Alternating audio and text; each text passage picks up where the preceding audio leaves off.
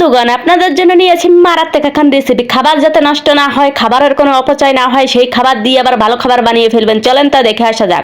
Flashback. আসসালামু আলাইকুম বাড়ি উনি আপনার আগলে কেমন আছেন? আশা করি জুলার ভালো আছেন। আমি আছি মহুদুর ভালো টলাই চলেছে আপনাদের জন্য নতুন একখান রেসিপি নিয়ে। রেসিপি খান হচ্ছে কি জানেন নি? কলা যারা বেশি দেয় ঘরে খাতি পারেন না, নষ্ট করে ফেলিয়ে দেন, তাদের জন্য হচ্ছে এরকম একখান রেসিপিটা হচ্ছে কি, নষ্ট কলাটা আপনারা ফেলিয়ে না দিয়ে কলার বড়া বানিয়ে খেয়ে ফেলবেন।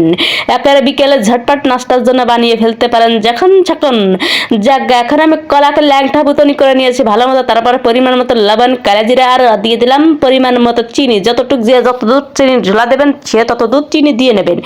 তারপর চলে আসি ঘুটানাটায় ভালো করে এমন করে ঘুটানাটা দেবেন কলা যেন দুর্বল হয়ে যায়। দুর্বল হয়ে পড়ে আমাকে ছেড়ে দে আমি কেন্দে বাঁচানি আগে।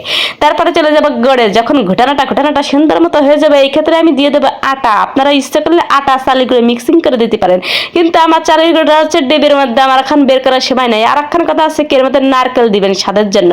আমার নারকেলটা আমি স্কিপ করে দিয়েছি, কারণ আমার নারকেল বাসায় নেই। যা আছে তাই দিয়ে আমি ঝটপট করে বানিয়ে নিচ্ছি নাস্তা।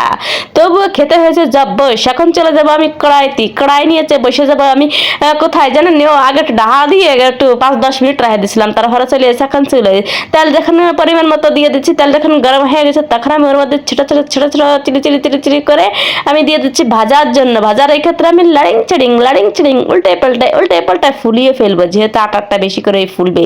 দেখেন ফুলে গোল গোল ঠিক আমার মতোই হয়ে যাচ্ছে, বুঝছেন নি? আবার মনে করেন না মাতার সাথে আমার মতো বলে কি, আসলে আমি একটু মোটাটা, ওই জন্য আমার কাছে চোখে যা দেখি তাই সব মোটা লাগে, বুঝছেন নি? যেমন ধরেন দেখছেন ফুলে একেবারে আমার মতো একাকার হয়ে গেছে। এখন আমি তুলে নিলাম। এই পর্যায়ে আমি আবার দিয়ে দেবো। কি সুন্দর করে ভেজে নিচ্ছি জানেন নি? মেহমানত আসলি বা কলা বেশি হয়ে গেছে বা গাছে অনেক কলা রয়েছে, ঘরের মধ্যে নষ্ট হয়ে যাচ্ছে, কলাটা কালা হয়ে গেছে, সেই কলাটা কেন ফেলাই দেবেন? টাহা দেখেন জন্য টাহার কি কোনো মূল্য নাই নাকি? বড় লোকে বাদ দেওয়ালে হবে নাকি? গরিব ধ্যান, গরিব বিশ্ব গরিব। যাক, এখন আমি গরিবের রেসিপি বানাই লাইছি ঝটপট করে একটু আটা চিনি দিয়ে। দেখছেন কি সুন্দর একটা নাস্তা যাচ্ছে, কেউ বলবেও না। মনে করবে বড় লোকে টিভি দেখবেন, ঠ্যাঙ্গের উপর ঠ্যাং উঠিয়ে টিভি দেখবেন, আর এই সুন্দর মজার রেসিপি চিবিয়ে খেয়ে ফেলবেন। যাক, এখন আমার সবগুলো আমি উঠে নিচ্ছি। কি ভাব নিয়ে উঠালাম দেখছেন নি? পরে আর যতটুক ছিল আমি ততটুক দিয়ে দিলাম। একদম প্রথম থেকে শেষ পর্যন্ত বুঝিং আমি দেখিয়ে দিলাম। একটু করে দেখাই না, যা দেখাবো আমি পুরোটা দেখাবো। কেন আমি একটু দেখাবো? কারণ আমি যে খুব ভালো মেয়ে ওরকম রেসিপি বানাই না, বুঝছেন না? যাক, এখন আমি চলে আসি বিকালের কথায়, রাতের কথায়। এটা আপনারা 2-3 দিন ধুয়ে খেতে পারবেন, যেহেতু আটাটা শক্ত হবে না। আর গ্রানটা আসবে একদম কলা কি সুন্দর একটা গ্রান নেয়, পরানটা একদম কুলাই নিয়ে আসবে গ্রানের ঠেলায়। যাক, দেখছেন কি সুন্দর ফোলা দিচ্ছে। এই ক্ষেত্রে আমার সব বানানো হয়ে গেছে। এখন আমি ভাব নিয়ে উঠিয়ে আপনাদের দেখাবো।